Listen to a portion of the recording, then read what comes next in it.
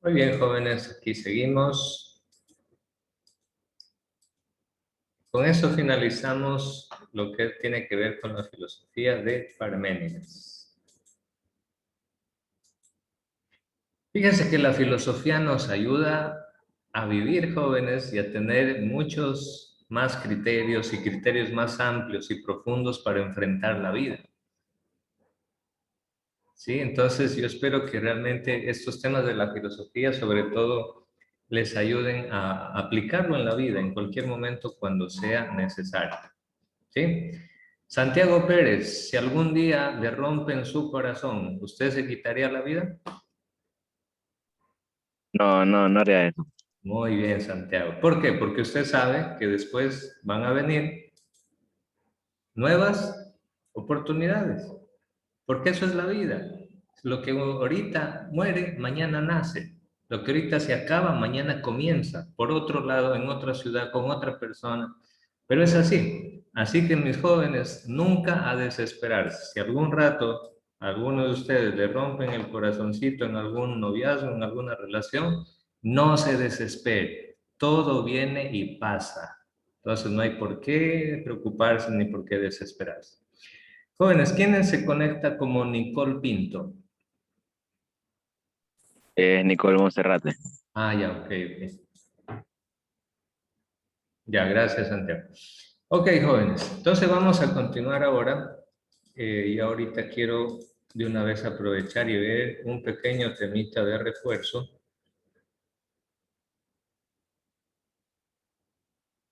Listo. Para relacionar lo que es el mito, la ciencia y la filosofía. De eso hemos estado hablando a lo largo de este parcial, mis queridos jóvenes. Entonces, nos hemos dado cuenta que hay una relación sucesiva, ¿no? Cómo ha ido evolucionando el pensamiento mítico. Y en este esquema nosotros vemos que al final se la coloca la filosofía. ¿Saben por qué, jóvenes? Porque la filosofía, al final, es como que el motor del mito y el motor de perdón, el motor de la ciencia. Es decir, después de la ciencia, la filosofía vuelve a ser más ciencia, vuelve a provocar más ciencia, porque la filosofía consiste en hacernos o en que nos hagamos muchas preguntas. Entonces, la filosofía, por eso, jóvenes, se la considera la madre de todas las ciencias. Y acordémonos que todo comenzó con el pensamiento mítico, cuando los primeros seres humanos trataban de explicar todas las cosas atribuyéndolas a dioses, que eran los causantes de los fenómenos de la naturaleza y los fenómenos humanos. Así comenzó todo, después nació la filosofía. A ver, le voy a pedir que me ayude leyendo este primer párrafo. José Luis, por favor, si fuera tan amable, mientras yo conecto mi laptop.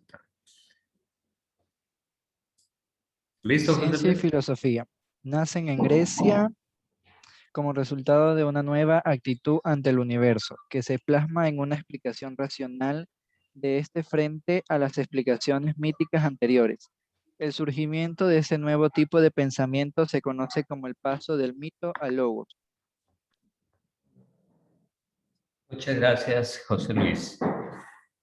Bien, entonces, jóvenes, fíjense cómo evolucionó el pensamiento humano, del mito a la filosofía, de la filosofía a la ciencia. Inicialmente, cuando venía un terremoto, o cuando venía un huracán, un ciclón, un tornado, acuérdense que la gente primitiva decía que el dios Eolos, dios del viento, era el que enviaba ese huracán, ese viento, porque estaba enojado. Después la filosofía dijo, no, ahí dentro debe haber una causa natural que produce esos fenómenos. Y esa causa a lo mejor es el mismo viento, la misma atmósfera, es el aire que se mueve en la atmósfera y eso provoca huracanes. Bueno, comenzaron a haber explicaciones naturales desde la filosofía. Luego se desarrolló la ciencia y hoy en día existe una ciencia llamada la meteorología, que se encarga de estudiar esos fenómenos atmosféricos que provocan muchas veces huracanes, tornados, ciclones, etcétera, ¿no? Todos esos fenómenos naturales. Entonces, miren cómo se fue desarrollando. La filosofía dio paso a la ciencia. Es por eso, mis queridos jóvenes, que la filosofía se la conoce como la madre de todas las ciencias. ¿Sí? En el pensamiento mítico, cuando a alguien, por ejemplo, le dolía el estómago, podían decir que a lo mejor un dios le estaba castigando porque se había portado mal. Con la filosofía, el ser humano dice, no, pues no hay dioses que la castiguen. Seguramente le duele el estómago porque alguna comida le hizo daño. Comienza a buscar explicaciones racionales en eso. Y después eso da paso al desarrollo de la ciencia. Y hoy en día tenemos, por ejemplo, la gastroenterología, que es una rama de la medicina especializada en el estudio del estómago y todas las enfermedades que tienen que ver con el estómago. Los gastroenterólogos, ellos son los que le practican a la persona las famosas endoscopías, las biopsias para tomar muestras de los tejidos del estómago, cuando tiene gastritis o cuando tiene esa famosa bacteria que es muy dañina, que se llama Helicobacter pylori, por ejemplo. Entonces, miren, jóvenes, la filosofía da paso a la ciencia. Así se ha construido y por eso es así de importante la filosofía. Hemos visto las explicaciones míticas, que son narraciones extraordinarias, donde están dioses, donde están héroes. Prácticamente las fuerzas de la naturaleza las personifican esos dioses. Incluso estos dioses muchas veces tienen comportamientos muy extraños, muy difíciles de entender, ¿no? A veces son dioses, incluso dioses perversos, dioses malvados, son dioses que asesinan, son dioses que, según esas leyendas, esas mitologías, engendran nuevos hijos a partir de violaciones de otras diosas y cosas así. Bueno, si uno se pone a estudiar con detenimiento la mitología griega, uno dice, pero qué escándalo, y a esos seres tan malvados los llaman dioses. Pues bueno, así era en ese tiempo de la mitología, jóvenes. Así era en ese tiempo. Entonces, bueno, esas eran las explicaciones míticas que se basaban en en la creencia de estos dioses, de esos seres sobrenaturales. Luego, tenemos también que hay varios tipos de mitos, los mitos cosmológicos, que intentan explicar el origen del cosmos. Cosmos o universo es lo mismo. Un ejemplo es el libro del Génesis en la Biblia. La Biblia en el libro del Génesis, sobre todo en los 11 primeros capítulos, especialmente cuando habla de la creación que Dios hizo de todas las cosas en 7 días, esos son mitos cosmológicos, porque le explican el origen del universo. Según ese mito cosmológico que está en el libro del Génesis, Dios hizo el mundo en 7 días. Pero hay otros mitos, los mitos etiológicos. En cambio, explican la aparición de un nuevo ser. Por ejemplo, el mito de Prometeo, para explicar cómo apareció el fuego y cómo descubrió el fuego el ser humano. Acuérdense que con el descubrimiento del fuego cambia totalmente la forma de alimentarse del ser humano, porque a partir de ahí los seres humanos comienzan a alimentarse de alimentos cocidos, preparados, hervidos. Y eso hace que el ser humano tenga otro tipo de alimentación. Eso hace que el cuerpo humano se adapte a esa nueva alimentación. Entonces sufren cambios la parte de la mandíbula, el cerebro, el cuerpo, bueno, una serie de cosas. Entonces, esa era la importancia que tenía el fuego y para eso para explicar cómo el ser humano descubrió el fuego, también pues existe un mito. Luego están las teogonías que narran el origen y la descendencia de los diferentes dioses. En la teogonía griega, por ejemplo, Apolo y Atenea son hijos de Zeus. Y muy bien, hay dioses de la primera generación, dioses de la segunda generación y así. Entonces hay diferentes tipos de mitos. Ahora, les quería colocar, jóvenes, esta analogía, este paralelismo que hoy en día, aprovechando que en Europa los equipos de fútbol, ¿qué campeonatos están jugando en Europa? A ver, ¿quién sabe? ¿Alguien sabe qué campeonato se está jugando en Europa actualmente? De fútbol, campeonato de fútbol. A nadie le gusta el fútbol, nadie es futbolista aquí. A ver, ¿alguien sabe qué campeonato se está jugando en Brasil actualmente? A ver, ¿quién sabe qué campeonato se está jugando en Brasil? No creo que a nadie le guste el fútbol. ¿De verdad a nadie le gusta el fútbol? Alex, ¿qué dice Alex? No le escuché. La Copa América. La Copa Eso, Alex. América. Eso, muy bien, José. Bien, Alex, está jugando la Copa América. Entonces, miren, jóvenes, el mundo ha creado un nuevo mito y una nueva religión a través del fútbol. Miren, para los católicos, la imagen que ustedes ven en la esquina superior izquierda es la Catedral, la Basílica de San Pedro en Roma. Es la iglesia, el templo católico más grande del mundo. Miren a la derecha, ahí tenemos otra catedral, pero esa catedral no es una catedral de una iglesia católica o evangélica, es la Catedral del Fútbol de Brasil, el estadio, perdón, de Río de Janeiro, que tiene la forma como de un nido, es un estadio gigantesco, el Maracaná, el famosísimo Maracaná. Miren, en la religión católica tiene catedrales, basílicas, y el fútbol tiene estadios. Lo que ustedes ven en la parte de abajo es una de las mezquitas más fabulosas y famosas del mundo. Se encuentra en Abu Dhabi, en los Emiratos Árabes.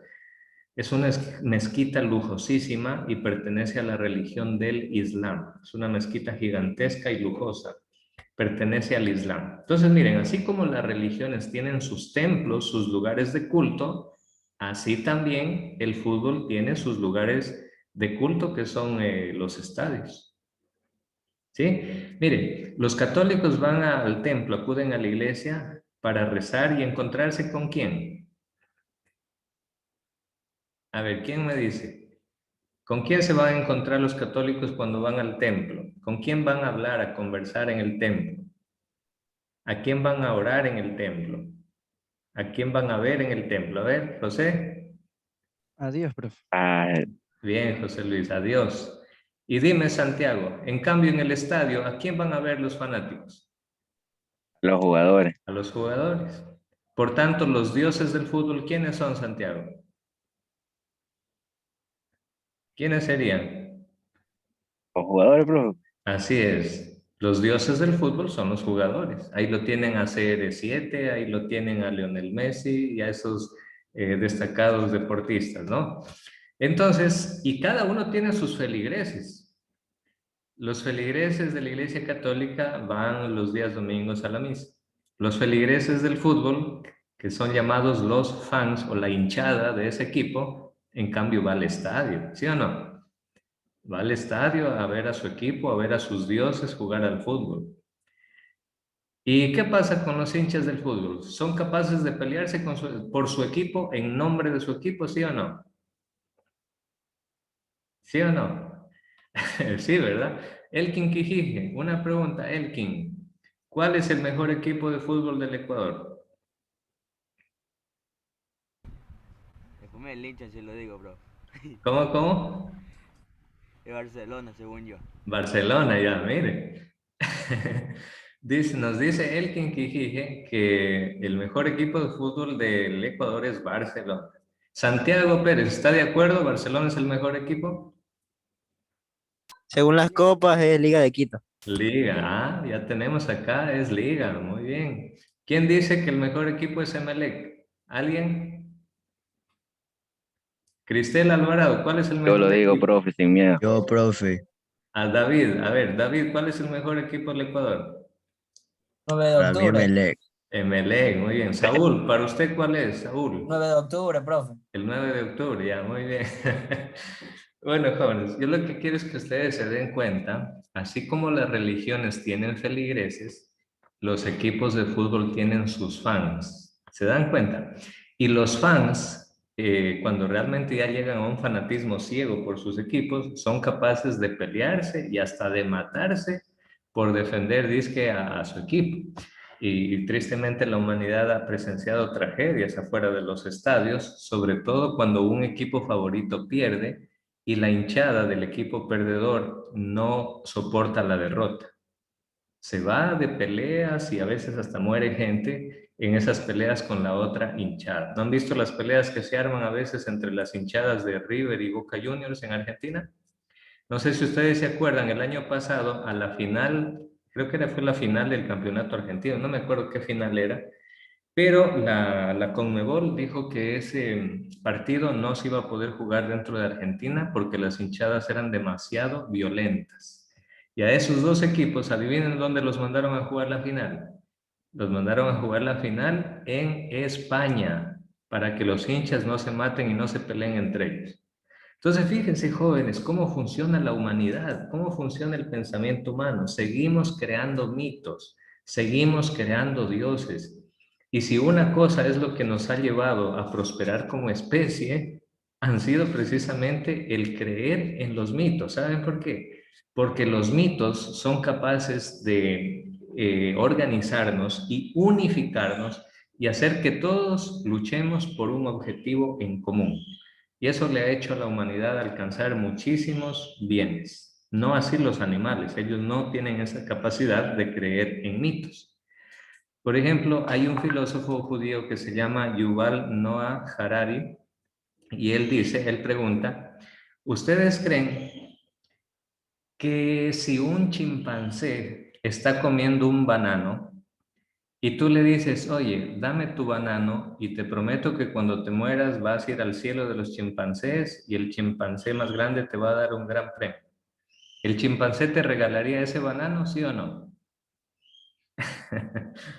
¿Verdad que no? No le regalaría nada porque el animal no tiene esa capacidad de creer en los mitos. En cambio, el ser humano sí. Y gracias a esos mitos, que muchas veces se expresan a través del fútbol, otra vez de estrellas de cine, o tal vez incluso a través de ciertos elementos de las religiones, pues finalmente hace que los seres humanos se unan y juntos trabajen y luchen por un objetivo en común. Eso no quiere decir que esté mal, repito, porque más bien eso ha permitido que los seres humanos se unan y consigan grandes bienes que son bienes comunes para todos ellos. ¿Sí? Entonces, bueno, jóvenes, ¿alguna pregunta? ¿Ninguna? ¿Todo bien? ¿Todo claro? Listo. Bueno, jóvenes, con este tema terminamos lo que es este parcial y desde la próxima semana, bueno, vamos a empezar el siguiente tema. Bueno, todavía nos queda una clase más de este parcial en esta semana, así que jóvenes, la próxima clase, perdón, que es el día viernes, comenzamos ya nuevamente a hacer actividades dentro de clase, donde ustedes se van a ganar sus notas, su puntaje, por favor, no falten. ¿Sí? Cuídense, jóvenes, que Dios les bendiga y hasta la próxima. Que pasen muy bien. Chao. Chao, profe. Chao, jóvenes, que pasen bien. Chao, profe. Y ya, jóvenes, que les vaya muy bien.